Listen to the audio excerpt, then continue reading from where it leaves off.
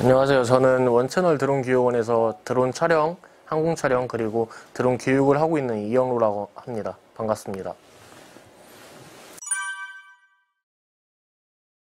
저는 현재 항공 촬영과 드론 교육을 하고 있습니다.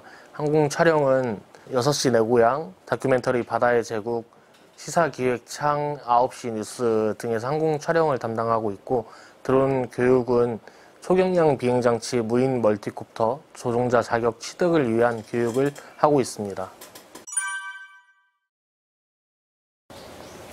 항공 촬영을 할 경우에는 드론 배터리를 다 충전을 하고 기체 점검을 한번 실시를 합니다.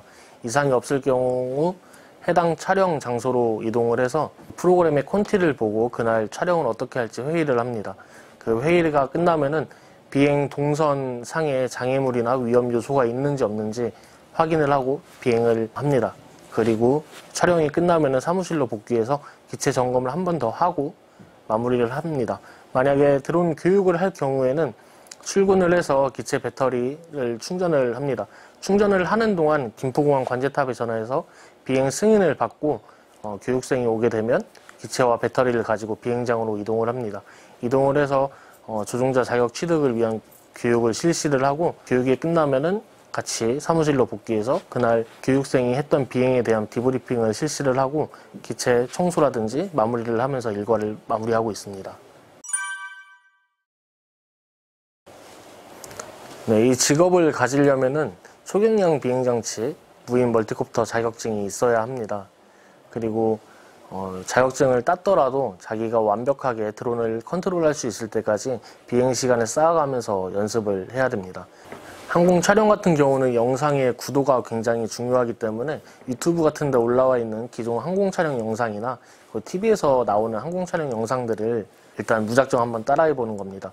따라해 보고 자기가 찍고 싶은 구도대로 영상을 한번 찍으면서 비교해 나가 보면 전문가 수준까지 실력을 쌓아 올릴 수 있을 것 같습니다. 그리고 영상이라는 게 자기가 직접 촬영부터 편집까지 다 해보면은 더 도움이 될 것 같습니다. 그리고 드론 교육을 할 경우에는 비행 원리나 비행 역학에 대해서 공부를 많이 해야 됩니다. 그래야 교육생들에게 좀 더 쉽고 이해하기 쉽게 설명을 해줄 수 있으니까요. 드론을 사업적으로 사용하려는 경우에는 이 자격증을 가지고 있어야 합니다. 하지만 2021년 3월 1일부터 드론을 날리려면 무조건 이 자격증을 가지고 있어야 합니다. 가장 보람찬 경험은 제가 찍은 영상이 TV에 나온다는 겁니다. 일반인들은 쉽게 경험하지 못하는 일이니까요. 그리고 그 영상이 드론 촬영을 최초로 시도해서 영상미가 더 좋다, 이런 식으로 상을 받게 되면 더 뿌듯한 느낌이 드는 것 같습니다.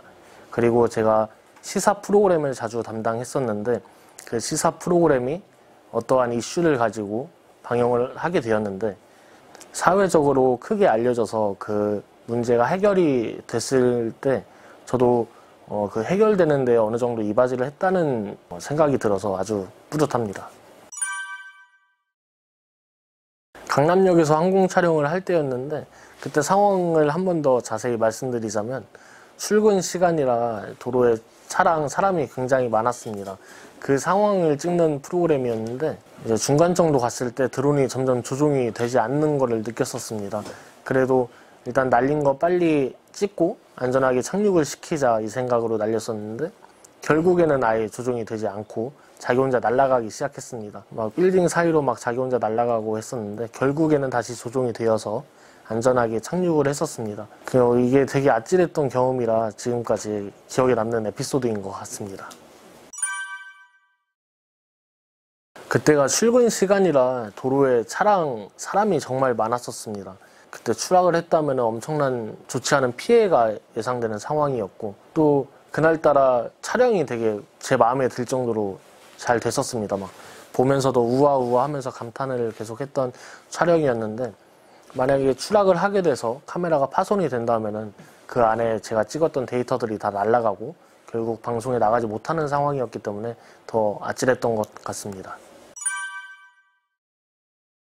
가장 힘들 때는 드론이 추락할 때입니다. 제 실수든 기체 결함이든 일단 추락을 하게 되면 굉장히 얘가 잘 날고 있던 애가 뚝 떨어지거든요. 그러면은 가격도 문제긴 문제이지만 일단 마음이 되게 아픕니다. 이 드론이 떨어져서 이제 프로펠러가 계속 땅에 부딪히면서 다다다당 막 소리가 날 때는 저보고 살려줘라고 소리를 치는 것 같습니다. 네, 저도 조종뿐 아니라 드론 제작도 하고 있는데 구글에 많은 이제 코딩 관련, 드론 관련 오픈소스가 많이 나와 있습니다. 그 오픈소스들을 가지고 와서 자기가 원하는 대로 코딩을 하면은 쉽게 만들 수 있습니다. 또 여러 교육기관이 있기 때문에 그곳에서 배울 수도 있고 이렇게 진행한다면 드론 제작을 쉽게 할 수 있을 것 같습니다. 제가 고등학교 때 카메라 감독이 꿈이었어가지고 영상에 굉장히 관심이 많았었습니다. 직접 카메라를 용돈 모아서 사서 찍어보기도 하면서 영상에 욕심이 생겼었는데 항공에서 촬영한 영상을 한번 접했었습니다. 그때는 그 영상이 너무 색다르고 밑에 지상에서 찍을 수 없는 그림이었어가지고 그때부터 드론을 한국에는 없었기 때문에 그 당시에는 해외에서 수입해서 한번 날려보고 그때부터 아예 빠지게 된 것 같습니다. 저에게 드론은 색다른 세상을 보여주게 해준 친구 같습니다. 하늘에서 찍었던 영상을 볼 수 있게 해주고 또 드론 촬영을 위해서 해외에 또 많이 가봤기 때문에 더 색다른 세상을 보게 해준 친구 같습니다.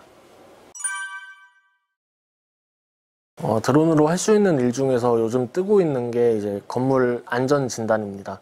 그리고 사람 인명 구조를 위해서 드론 밑에 튜브가 달려 있습니다. 그 튜브가 물에 빠진 사람이 있을 때 그 장소까지 가서 튜브를 떨어뜨려주고 높은 건물에 페인트 칠을 드론이 하는 것도 지금 개발되고 있습니다. 이처럼 점점 더 여러 분야로 넓혀지고 있습니다. 드론이 활성화되기 시작한 2010년 초부터 2015년까지는 드론으로 할 수 있는 일은 항공 촬영 뿐이었습니다. 하지만 얼마 전에는 서울이랑 제주도에서 드론 택시 시연회도 했었고 시골에 가보면 논이나 밭에 이제 드론이 농약을 뿌리고 있습니다. 그리고 사람이 가기 힘든 높은 다리나 송전탑 등을 드론이 직접 가서 안전 점검을 실시하고 있습니다. 이처럼 5년도 안 되는 짧은 시간에 드론을 활용할 수 있는 범위가 굉장히 넓어졌습니다. 앞으로도 드론의 배터리 기술이나 몇 가지 규제만 좀 완화된다면 드론을 활용할 수 있는 범위는 더욱더 넓어질 것이라 생각해서 미래 전망이 좋다고 생각합니다. 일단 도전하시면 될 것 같습니다. 요즘에는 장난감 드론이 많기 때문에 이전보다 드론에 접근하기가 굉장히 수월해졌습니다. 일단 비행을 한번 해보면서 자기 적성에 맞는지 알아보고 자기 적성에 맞다면 좀 더 좋은 기체, 좀 더 큰 기체로 옮기면서 비행 실력을 쌓아가면 될 것 같습니다. 하지만 이제 무작정 비행을 하는 게 아니라 좀 더 중요시해야 하는 사항이 있는데요. 바로 안전입니다. 우리가 흔히 알고 있는 여객기 사고 비율을 보면은 80%가 인적 요인에 의해 발생합니다. 풀어 말하면 즉 사람 실수 때문에 발생하는 사고인데 드론은 반대로 80%가 기체 결함 때문에 추락을 하고 있습니다. 그만큼 아직까지는 드론이 완벽하다고 할 수 없기 때문에 비행을 할 때에는 항상 주변에 사람이 있는지 혹은 장애물이 있는지 위험 요소들을 다 파악하고 비행을 해야 됩니다. 이 영상을 보시는 분들은 대부분 김포에 거주하시는 분이실 텐데 김포가 공항이 인접해 있고 북한이 인접해 있다 보니까 비행 금지 구역이 굉장히 많습니다. 국토교통부에서 만든 어플 드론플라이라는 어플을 보고 그 해당 장소가 비행 가능 지역인지 확인을 한 다음에 날리시면 더 좋을 것 같습니다.